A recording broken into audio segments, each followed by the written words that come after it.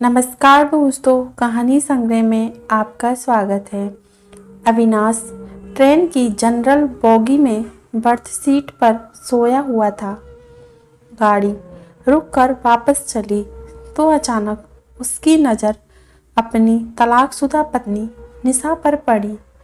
पता नहीं कब उसके सामने वाली सीट पर आकर बैठ गई। 6 साल बाद वो उसे देख रहा था। वह बहुत कमज़ोर हो गई थी।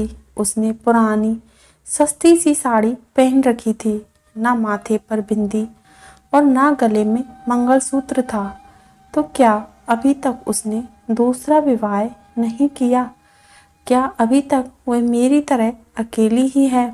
अविनाश ऐसा सोच ही रहा था, तभी निशा की नज़र उस पर पड़ी। नज़र मिली तो अविनाश दूसरी तरफ देखने लगा। फिर पता नहीं अविनाश के दिमाग में क्या आया कि वह सीट से नीचे उतर आया और निशा के पास वाले बैठे लड़के से कहा कि वह ऊपर वाली सीट पर चला जाए। लड़का मान गया। तब अविनाश निशा के पास बैठ गया। बैठते ही अविनाश बोला, निशा कैसी हो? निशा ने नज़र ना मिलाते हुए खिड़की की तरफ देखते हुए बोला, ठीक हूँ, और आप? अविनाश बोला, मैं ठीक हूँ और कानपुर जा रहा हूँ।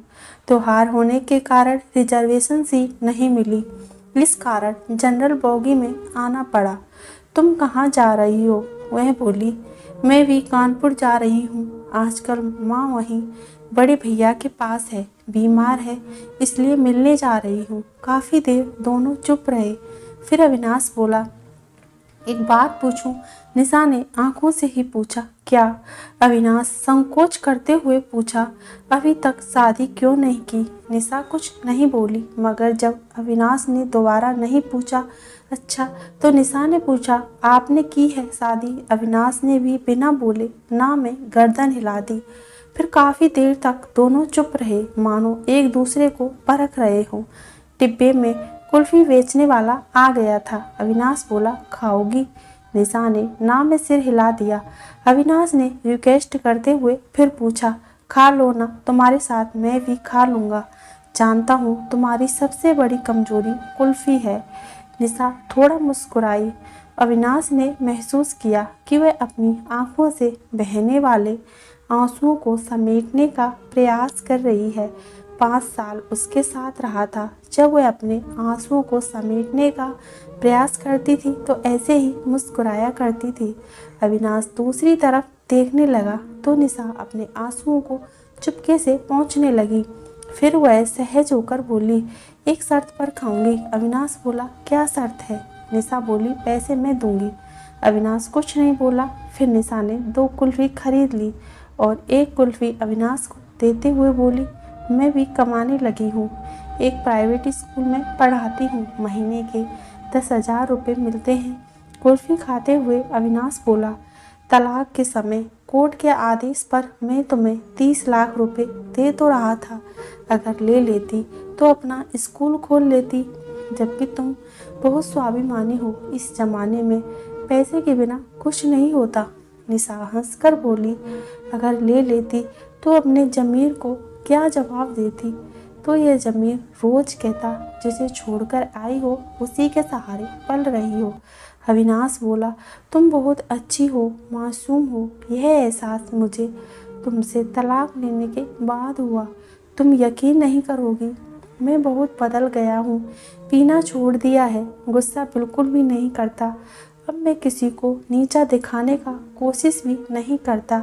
जो तुम्हें बुरा लगता था वह सारी आदतें मैंने छोड़ दी। निशा उदास होकर बोली, अब क्या फ़ायदा? जब मैं मना किया करती थी तब आप मेरी एक बात भी नहीं सुनते थे। आपके कारण मैं हमेशा टेंशन में रहती थी और इसी कारण से मेरा 2 बार गर्भपात भी हुआ था, वरना आज भी मेरे 2 बच्चे होते। एक 8 साल का हो गया होता और दूसरा 6 साल का। कहकर वह रो पड़ी। बच्चों की बात पता चली तो अविनाश की आंखों में आंसू आ गए, लेकिन वह पुरुष था, आंसुओं को पलकों तक पहुंचने से पहले ही पी गया और बोला, कभी कभी लगता है मैं बहुत बुरा आदमी हूँ। मैंने कभी रिश्तों की कदर नहीं की, सज़ा झेल रहा हूँ। बिल्कुल अकेला हो गया हूँ। अब माँ भी नहीं रही। माँ के ना होने पर निशा को बड़ा दुख हुआ और बोली, माँ को भली चंगी छोड़कर आई थी, उनको क्या हो गया?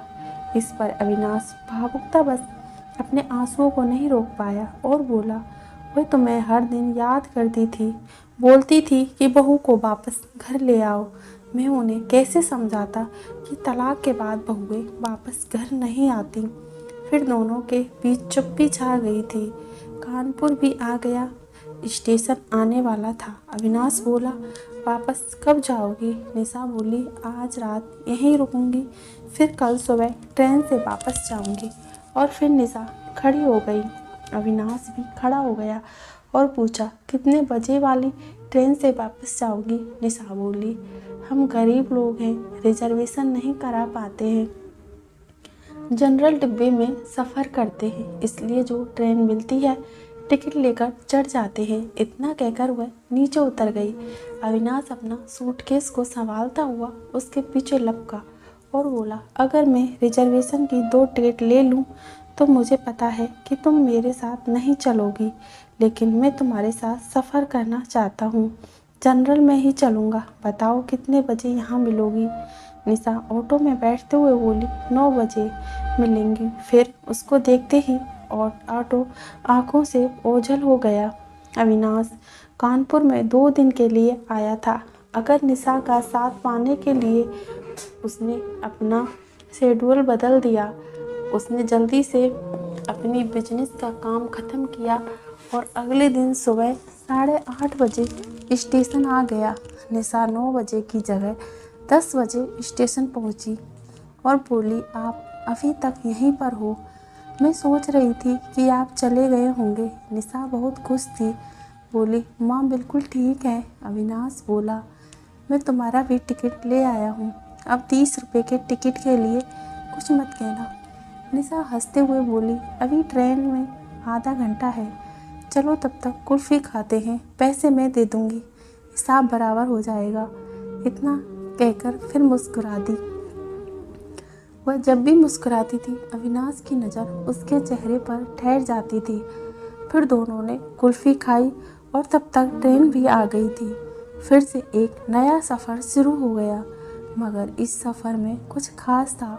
अविनाश कुछ कहने के लिए तिलमिला रहा था, मगर डर रहा था कि कहीं वह मना ना कर दे। तो अविनाश नोटिस कर रहा था कि निशा अपने बड़े भाई के घर से नई साड़ी पहनकर आई थी। वह बहुत सुंदर लग रही थी। खिड़की में से आ रही ठंडी हवा के झोंके से निशा के ललाट पर एक बालों की लड़ी झूम रही थी।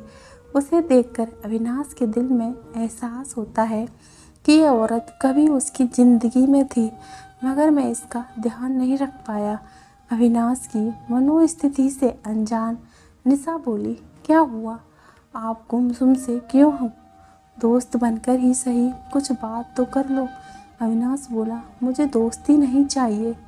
निशा को झटका सा लगा, बोली, फिर क्यों मेरे साथ सफ़र करने के लिए उतावले से थे? अविनाश बोला, मुझे तुम चाहिए, हमेशा के लिए, जन्मों जन्मों के लिए, मेरे साथ हंसने के लिए, मेरे साथ रोने के लिए।